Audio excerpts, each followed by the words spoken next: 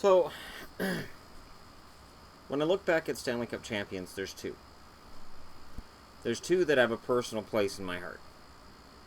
2011 and 1999. The Dallas Stars had been good, very good at beating the Edmonton Oilers in the playoffs up until that point. And yet, they'd never transitioned from good to great. 99 kind of did it. And I say kind of for two reasons. One, they didn't have to go through Detroit. Two, Brett Hull's foot was in the crease. It was a stupid rule. It was a really, really, really stupid rule. And I remember Don Cherry, during the regular season, saying, if there's a goal that decides the Stanley Cup, and a guy's foot's in the crease, there's no way in hell a referee's going to call it back. And call back a Stanley Cup celebration for a foot in the crease. He was right. It was a really dumb rule. Brett Hull didn't interfere with the play, he didn't kick the puck, but his foot was in the crease. And it exposed how stupid the rule was, and the rule got changed. Pretty much immediately, the rule was changed.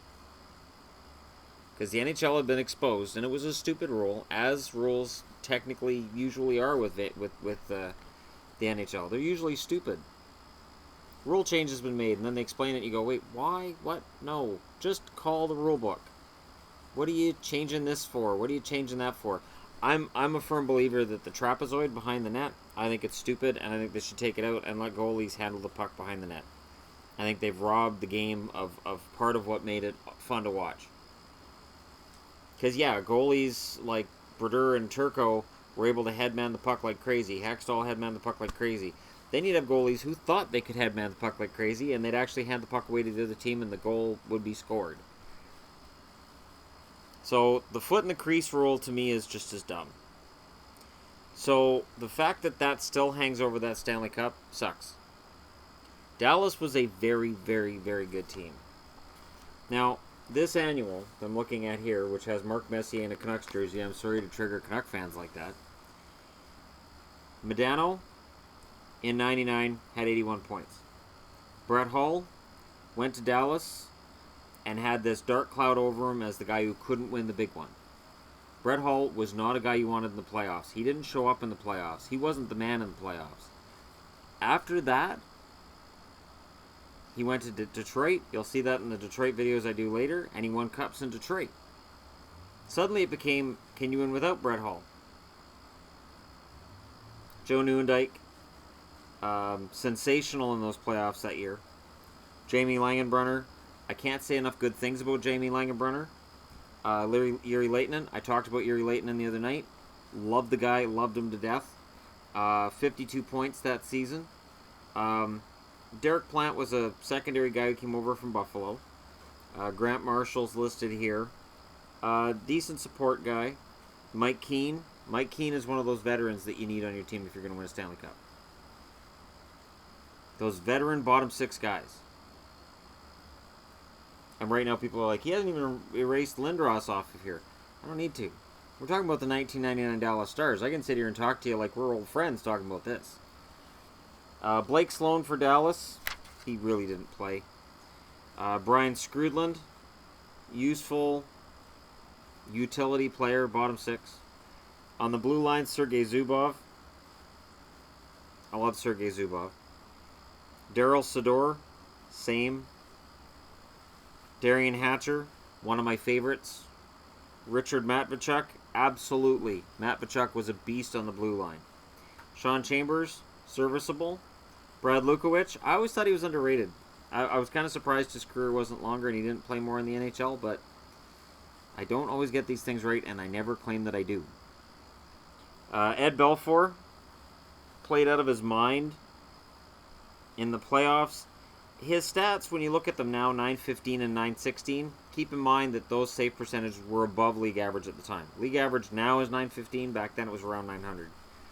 And Manny Fernandez was there as the backup. He was oft injured and not a big deal. in terms of who they lost, the expansion draft after the Stanley Cup, they lost Peter Buzek, they lost Persvart Vedet in a trade to Atlanta, and they lost Roman Turek in a trade to St. Louis. And I really thought losing Turek was going to be a really, really big deal. And it wasn't. So, for Dallas, this Stanley Cup gave them some swagger. Here it is. What did the Dallas Stars do for an encore after reaching the pinnacle of hockey supremacy? Chances are not a whole lot. The veteran-laden team will take on a vastly different look this October from the team that sipped from the Cup in June.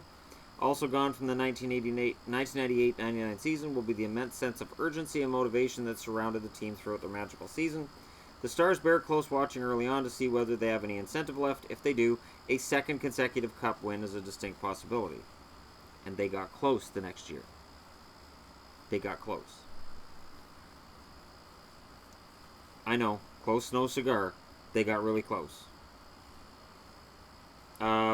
Weaknesses, they said, coming out of the Stanley Cup win. The veteran presence that led them to victory will need to be replaced with capable youngsters. The Stars still lack speed, and that usually is exposed when they play teams with great wheels, i.e. Edmonton. Yes, the Oilers have always been a fast team. Goaltender Ed Belfour answered his critics, but still has a tendency to lose his grip on occasion. Very temperamental, was that Ed Belfour. The loss of backup Roman Turek will be difficult to overcome. How much more gas is left in the tanks of Brian Skrudland, Mike Keane, and Sean Chambers? Finally, players like Jonathan Sim, Juha Lind, Jamie Wright, Jason Botterill, Blake Sloan, and Brendan Morrow need to show more when called upon. Yeah, Brendan Morrow needs to show more when called upon. It was a shame that Morrow wasn't a part of that, because Morrow became one of my favorite Dallas Stars shortly after. But it was a veteran team. It was a very good team. And it had a lot going for it. And I personally think that of the players who were my favorites in Dallas, and I mean, I've been going through alphabetical order in the team in the NHL when I feel like it. And I got up to Colorado. I still have Columbus and then Dallas. Odds are when I get to Dallas, there's going to be a lot of these guys. A lot of them. And this was the year that Brett Hull changed my mind about him. I'd been one of those people who said Brett Hull's never going to win anything. When Brett Hull went to Dallas, I was like, oh, seriously, why? And even, he only put up 32 goals, 58 points in 60 games in the regular season that year. And going to the playoffs, I was like, he's done. Nope. So while people may remember that skate in the crease, and I understand why, they won that series in 6, not 7. They were not going to lose that series. Yes, it was a controversial goal, but Dallas was not being denied that year. Buffalo was very good. I'll get into that when I talk about them in the finalist series. But they were not in Dallas's territory. Dominik Hasek was simply that good that he dragged the series out 6 games.